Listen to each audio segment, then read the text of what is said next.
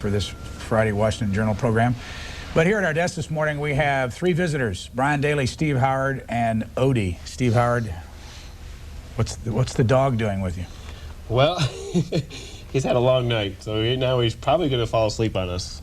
We've been up all night working the night shift over at the World Trade Center, and Odie's one of the four search dogs that's here with the Colorado Task Force. And two of the dogs work each shift, 12-hour shifts at a time. So he's kind of beat. We had a busy night last night. Brian Daly, what does the dog do? The dogs are a key component of our search team, and when we're in an area such as the World Trade Center, we use them to kind of scan the areas that we're looking for victims or live folks, and what we use them is their sense of smell, and they can hit on areas where we can concentrate more on our rescue abilities. Where are you from?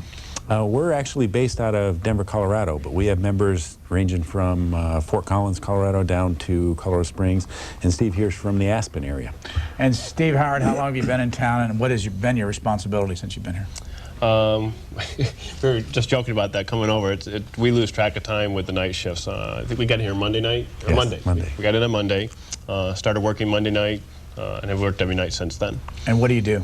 Basically, we're there to assist the fire department and the police in their efforts. What they'll do is, as they remove debris, we'll bring the dogs in. They'll ask to have the dogs come in and check out areas. If the dogs show interest, basically the firemen and the police are right there side by side with us, and then they'll go to work trying to find out if there's anything there. How either usual or unusual is something like this? This is a picture from yesterday where some remains were found, and the firefighters and the urban rescue teams circled the body, or what was left of the body, and prayed. Is this something you've seen happen before, Brian Daly? Not to this magnitude. You know, anytime we're dealing with fallen firefighters or police officers or even civilians, there's some introspection associated with that, and understand that there's a number of the Fire Department of New York guys in that pile, and you know, that's their honor. How does this particular rescue operation compare with others you've seen? No comparison. And someone had asked that earlier in the day, and I don't think there's a reference point for it even to have something in this magnitude. It's broken up into smaller sections, and I think that makes it manageable. No one's dealing with the whole incident as one big thing, except at the highest levels. Each group, focuses on their small area and gets as much as they can get out. They can do with it. And Brian Daly, what part are you working on? What particular section last night? Well, we were both on the east side, which was what they called the Vesey Command, which was between buildings 4 and 5. And then we had crews on the west side, right in front of the World Financial Center, I believe is what it was, working on the Tower 1. Is where we focused our work. And the World Financial Center is where the Wall Street Journal is headquartered, and our next guest is Bob Bartlett, who's the editor of that newspaper. Okay. And they have not been in there for some time. We'll find out. We can tell them what it looks like. Let's go to the phones. Durant, Oklahoma, you're first for our three guests actually, Brian Daly, Steve Howard, and Odie. Go ahead, please. Hi, how you fellas doing today? I hope you're doing well, because this nation can't thank you enough. But thank you. In all this conversation and everything else, I was watching Andy Rooney. I don't know whether you're familiar with him. He's commentary on 60 Minutes. Remember when he used to do the commentaries? Mm-hmm. And yesterday on Imus, that man sat there and said, yes, while you and the police officers are heroes at the time, you're the same people that were padding your overtime last week. And when people like that can get on there, when we need to be praising you people, doing everything that we can do for you, and a commentary, a man like Andy Rooney can get on there and say you people pad your overtime. I mean, this nation needs to do something with these people, these liberal, and just like this program right here, the polls show that the American people are for everybody, for you people, 90%. And this man has sat here this morning and turned it completely around. 90% liberals blaming us for everything that can go on. And I'll say one thing. The next plane, the next train, the next building them people hit, I hope they're not on it. But I hope their wives, their children, and their grandchildren are. And thanks, caller. How much of that kind of a call have you heard in your, or just attitude have you heard in the last couple weeks?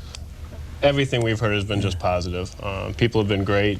I think, and I read that kind of in a newspaper. New York has probably done more in the last week to turn around its image that the rest of the world thinks of it. People are just phenomenal. If we walk in the streets, everyone, they stop you, they say thank you, and that's been pretty heartening. Beloit, Wisconsin, you're next. Go ahead, please. You're on with Brian Daly and Steve Howard. Good morning. I'm part of the majority here. We love you. We think you're just terrific. And I'd like to thank you and say God bless and apologize for those who are negatively reacting to our tragedy. Your exhaustion really deserves a lot of praise and heartfelt thanks, and your nation is grateful for doers like you. All of us aren't ungrateful. Thanks, you so caller. much. Brian Daly, what's this experience been like for you? It's kind of a two-edged sword. It has been probably the most difficult work I've ever done. You're working on 4 hours a night sleep for, a week on end or something of that nature. You're just constantly doing something all the time. Yet, we get here where we are specially trained, we're equipped, we carry, 60,000 pounds of equipment that's specifically designed for this type of mission. That's what we train, that's what we do. And it's a privilege to be here to help out the citizens of New York and the firefighters and the police officers. Under what auspices are you here? Are you paid to come here? Yeah, FEMA reimburses our employers. We volunteer to be part of the task force, and then once we're activated as a task force, we become federal employees for that time, and the government reimburses our employers for our time away from work or to hire people to replace us. New York City, you're next with Brian Daly and Steve Howard. Go ahead, please. I'd like to say on behalf of all New Yorkers, thank you from the bottom of my heart. I have always praised and defended the men and women in uniform in New York City. And if you know the history of New York, you know that has not happened that often. The popular thing in New York City among the liberal left, which Brian Lear is of that ilk, on public radio, paid for by public funds, who represent only the left. That is not who New York is. And as far as the exit polls and saying New York were asking about education, it's baloney. New Yorkers were appalled that the memory of the people who perished and the brave people who helped them was not honored by delaying that primary for a longer time. It was a horror, it was a disgrace, and that's why so few people showed up, and that exit poll meant nothing. People are still in mourning. People are in awe of the firefighters, in awe of the police, and it's about time because okay, caller, thanks. What you actually, gentlemen, you walked into the middle of a call-in show that's been going on for a couple of hours, and people, as you can see, have very strong feelings about all this. What do you all do for a living back in Colorado full-time? I'm a firefighter. I'm actually Division Chief of Special Operations for the West Metro Fire Protection District, which is the western suburb of the city of Denver. And where are you from originally? I'm originally from Detroit, Michigan, Dearborn, Michigan area. Why did you get into this kind of work? Kind of by accident more than anything else. It's something I was always interested in. I went through school and finished up with a forestry degree and fought forest fires for a while, and that was pretty much seasonal work, and I had school loans and a house to buy and all that kind of stuff, so I needed to look at some sort of full-time work, and I was always interested in a fire EMS service like that, and had the fortunate opportunity to participate. Do you have a family? Yes, I have a daughter at home and a wife. And how old's your daughter? My daughter's 15 months old. 15 months. Steve Howard, what about you? Full-time work? Work for the Aspen-Pitkin County Airport. I direct the airside operations, which includes the fire department. I had about 25 years in the fire service up to this point. Where are you from originally? Actually, about 3 hours north of here, up above the Binghamton area. And why do you do this kind of work? My dad did it as a volunteer, and as soon as I turned 18, the next month I was in the fire department, and I've never looked back. It's just, it's strange, but it's like we said, we're excited to do it, and it's when everyone else is smart enough to run out, we run in.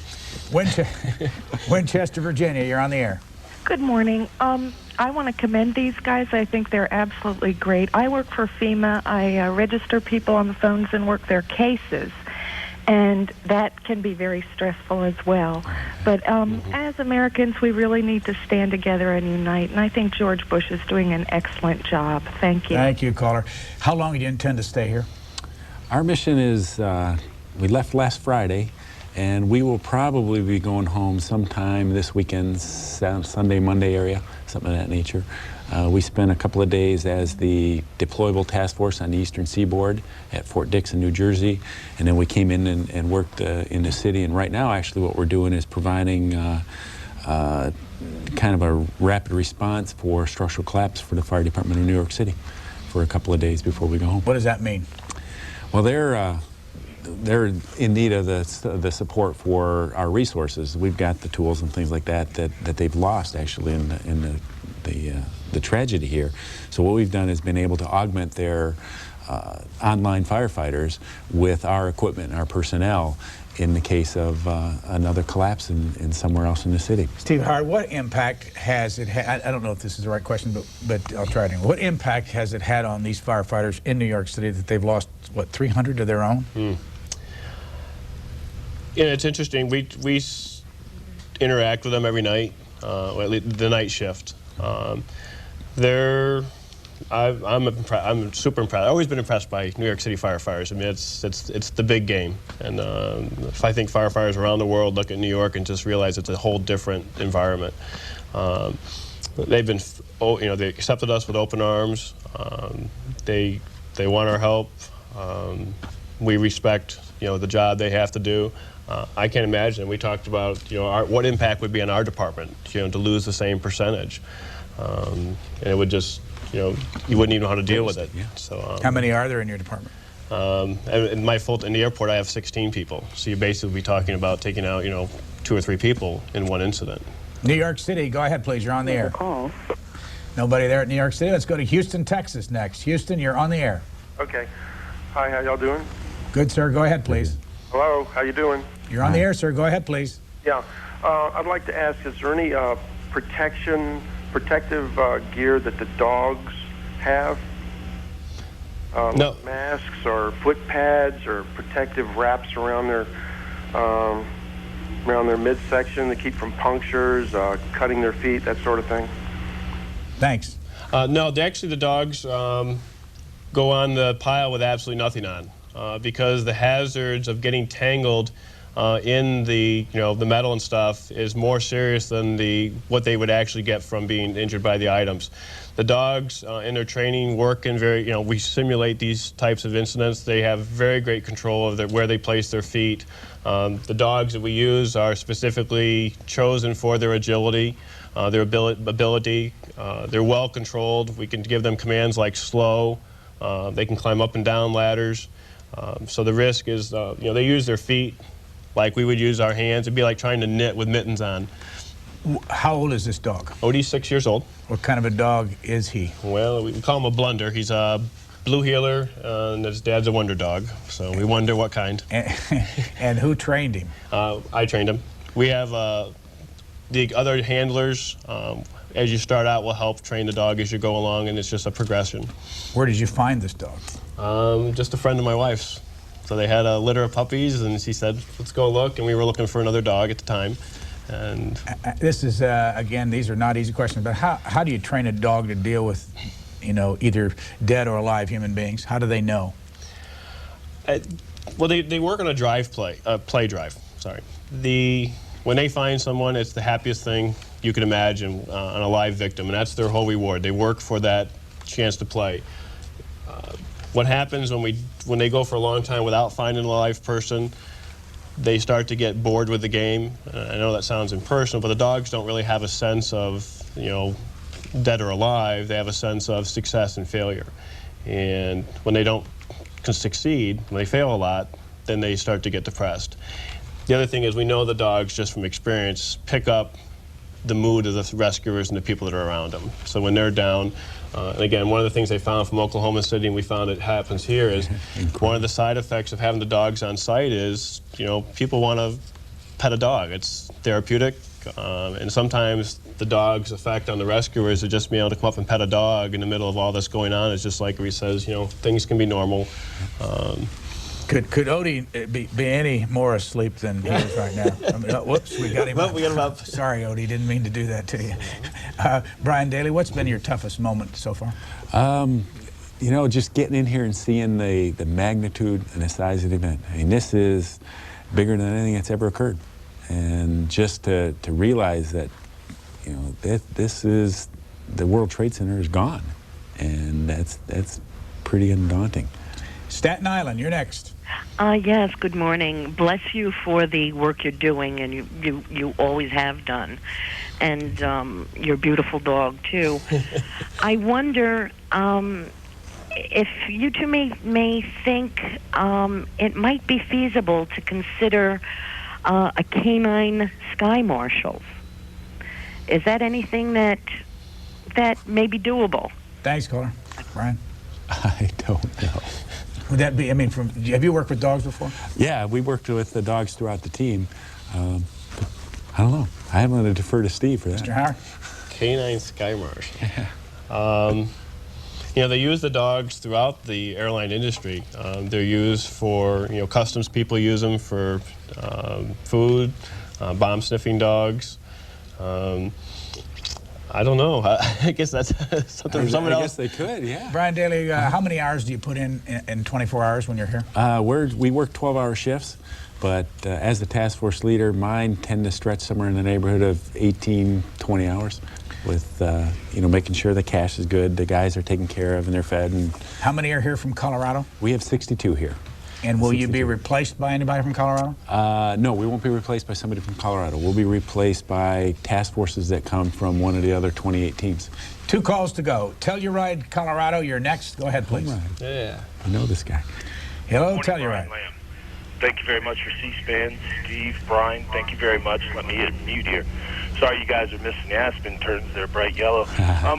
Brian just asked the question I was going to ask about how many people are there from Colorado. Are you guys staying at the Special Operations Center? Thanks. Brian Daly. Not really.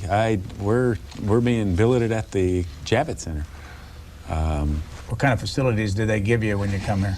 Well, we've got a couple of areas. We've got the convention center. We've got areas that are roped off for Colorado cash. And as I said, we carry 16,000 items.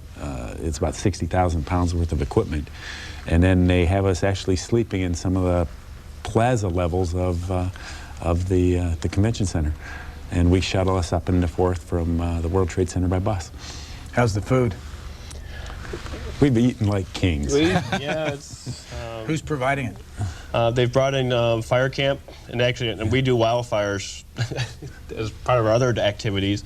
For some of us, it's like, oh, we're at fire camp. Yeah. It's the same people and same setup, and it's the people that don't do wildfire. We kind of say, well, here's what's gonna, here's how it works, and plus there are some other vendors. There's a guy doing the barbecue down around the corner. I forgot to ask you earlier. Do you have kids? Yeah, 3 of them. How old? Oh, 19, 17, and 14. What do they think of this? Well, we went out the door kind of fast, so they know that this is what we do. If it's like, say, if it's not for this, it's for wildfires. So. New York City, last call for our 2 special guests. Go ahead, please. Hi, good morning, and God love you. Go ahead, caller.